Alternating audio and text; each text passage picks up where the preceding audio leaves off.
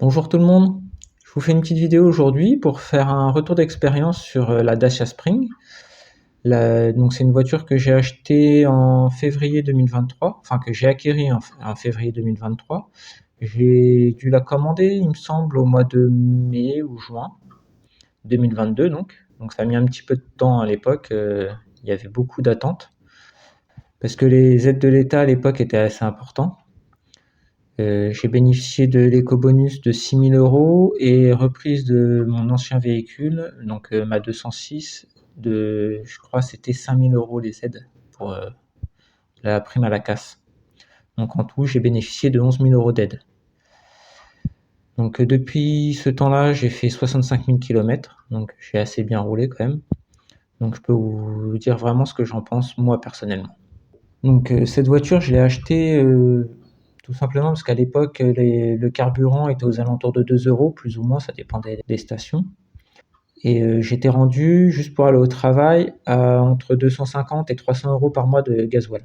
Parce que mon travail, je fais 86 km aller-retour par jour. Donc ça fait un gros budget quand même. J'avais donc commencé à réfléchir sur les véhicules électriques. Donc j'ai regardé en premier les véhicules d'occasion. C'était essentiellement dans mon budget, les véhicules qui me convenaient, c'était des Renault Zoé. Donc ça démarrait, on va dire, à 8 000 €, 7 000 €. Mais le problème, c'est que c'est des véhicules où il faut louer la batterie. Donc tous les mois, il fallait que je paye une location de batterie selon le kilométrage que j'allais faire. Donc ça m'intéressait pas du tout. Et à partir de là, j'ai commencé à plus me renseigner sur des véhicules neufs. Et le véhicule neuf le moins cher du marché à l'époque, c'était cette voiture. D'ailleurs, même à l'heure d'aujourd'hui, je pense que ça reste toujours le véhicule le moins cher.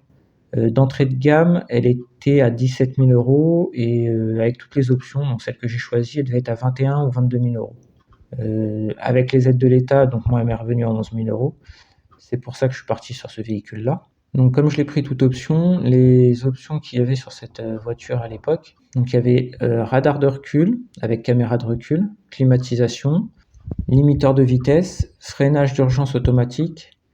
Et ce que j'ai rajouté en plus, moi, c'est la recharge rapide là, avec le combo CCS. C'est une option que j'ai pris que je ne pensais pas m'en servir et tout compte fait, j'en suis content parce que j'ai déjà fait une vidéo sur un grand voyage que j'ai fait avec.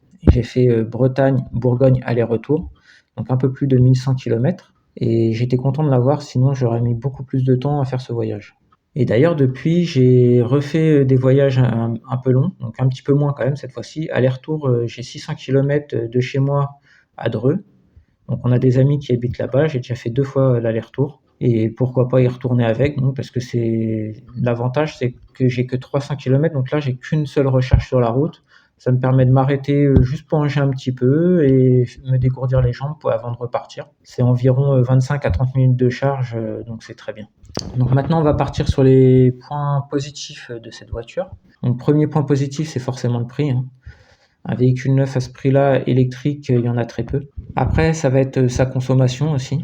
Donc ce véhicule, je pense que c'est le véhicule qui consomme le moins du marché. Après, ce sera à vérifier. Moi, personnellement, quand j'en parle autour de moi, des gens qui ont des véhicules électriques, leur consommation est plus aux alentours de 15 voire 18 kW au 100. Voilà, c'est leur moyenne à eux. Donc moi, tous les mois, en fait, je regarde ma consommation moyenne et je remets mon ordinateur de bord à zéro pour détailler chaque mois, parce que forcément en été, je consomme beaucoup moins et en hiver un peu plus. Donc le mois où j'ai consommé le moins, j'ai consommé 9,5 kW au 100 de moyenne, pour une moyenne de 2000 km. Et le mois où j'ai consommé le plus, 13 kW au 100, donc pareil pour une moyenne d'environ 2000 km. Qui me revient, donc depuis que j'ai le véhicule, j'ai fait 65 000 km, et j'ai fait la moyenne totale du coup depuis, et je suis à 11,1 kW au 100. Donc pour moi ça reste très bas. Après je fais beaucoup de départementales, donc c'est des petites routes limitées à 80 essentiellement chez nous.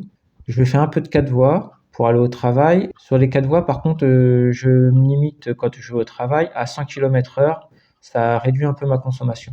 Après ça m'est arrivé plusieurs fois de rouler à 110 donc sur mes longs trajets. Donc quand je suis parti en Bourgogne, c'était vraiment un court passage sur autoroute. Par contre, quand je vais à Dreux chez mes amis, j'ai un peu plus de 40 km d'autoroute à faire et je roule à 130. Donc la consommation, c'est vrai qu'elle augmente énormément. Là, je passe en moyenne à 17-18 kW au 100. Pour une batterie de cette capacité-là, l'autonomie du coup est beaucoup réduite. Parce que moi, c'est une toute petite batterie de 26,8 kW. Donc en autonomie, elle est donnée pour 230 km. Donc moi, en été, j'arrive à faire 280-285 km. Et en hiver, si je fais beaucoup de 4 voies, donc quand je m'en sers vraiment essentiellement sur la 4 voies, l'autonomie est plus aux alentours de 170-180 km. Autre point positif que je trouve à ce véhicule, moi, c'est la capacité du coffre. J'ai été agréablement surpris. Pour un véhicule vraiment de ce gabarit-là, hein, c'est une toute petite citadine, c'est plus petit qu'une 206. Moi, j'avais une 206 avant, donc je prends pour exemple cette voiture-là. Donc ma 206 était plus grande de l'extérieur, mais au niveau du volume du coffre, la 206, le volume est légèrement plus petit, et sur celle-là, j'ai un volume de coffre légèrement plus grand. Donc c'est un point très positif dessus. Et dernier point positif pour moi, pour l'instant, ce que j'ai trouvé, c'est les options aussi. Pour le prix, on a de nombreuses options quand même, sachant qu'il y a des entrées de gamme sur d'autres véhicules qui n'ont pas ces options-là et qui sont beaucoup plus chères. Donc maintenant, on va passer au point négatif. Donc premier point négatif, on va dire, ça va être l'insonorisation. Après, ça reste un véhicule pas cher, donc voilà, et c'est surtout une citadine, donc c'est fait pour faire de la ville et des petites départementales. Donc en ville, ça se ressent pas. Sur les départementales, ça commence à se ressentir. Mais alors, dès qu'on va sur la 4 voies ou sur autoroute, on entend énormément le bruit du vent et des roulements des pneus sur la route. Donc, autre point négatif, c'est un véhicule, voilà, comme je dis, hein, c'est une petite citadine. Donc forcément, il y a l'autonomie, qui est vraiment pas énorme quand on veut faire de la route avec, mais c'est pas un véhicule fait pour. Et aussi, du coup, quand on fait de la route, s'il y a du vent et qu'il pleut, c'est un véhicule qui tient pas du tout la route. Et je trouve ça un peu dangereux. Donc je me suis déjà vu plusieurs fois rentrer du travail avec du vent et sous la pluie, à 80-90 sur la 4 voies, parce que au-dessus, ça devient vraiment dangereux. Et le dernier point négatif que j'ai à dire sur ce véhicule, mais ça fait pas partie intégrante du véhicule, c'est quand on l'achète neuf, ce sont les pneus d'origine. Les pneus d'origine sont très dangereux sous la pluie. Même à faible allure, les pneus ont tendance à glisser dès qu'il pleut. Donc j'ai plus ce problème-là depuis que j'ai changé les pneus. Donc ça, c'est un point négatif qui, en même temps, voilà, si vous achetez ce véhicule-là d'occasion ou que vous dès que vous changez les pneus, vous aurez plus ce problème-là. Donc pour les points négatifs, ça va être tout. Après, il y a une chose que je mets ni en point négatif ni en point positif, ça va être le design, parce que là, ça dépend vraiment de chacun. Il y en a qui aiment, il y en a qui n'aiment pas. Moi, personnellement, j'aime bien. Je trouve que comme elle est légèrement haute, ça lui donne le style d'une mini SUV. En conclusion, donc moi, ça va faire donc maintenant bientôt 3 ans que je roule avec.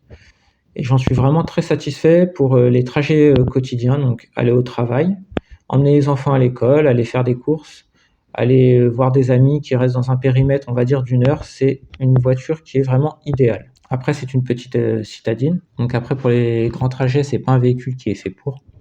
Même si on peut, hein, donc je vous l'ai déjà montré dans la vidéo précédente. On peut, avec un petit peu d'organisation, hein, c'est pour ceux qui sont habitués à faire de longs trajets en véhicule électrique, c'est la même organisation que moi en fait. Sauf que celle-là, faut prévoir un peu plus d'arrêt, tout simplement. Par contre, vraiment, pour les grands trajets, ne prenez pas du tout l'autoroute, sinon toutes les 1 heure, je pense qu'il faut passer à la borne de recharge, s'arrêter pour recharger, et ce sera plus du tout un gain de temps d'avoir pris l'autoroute.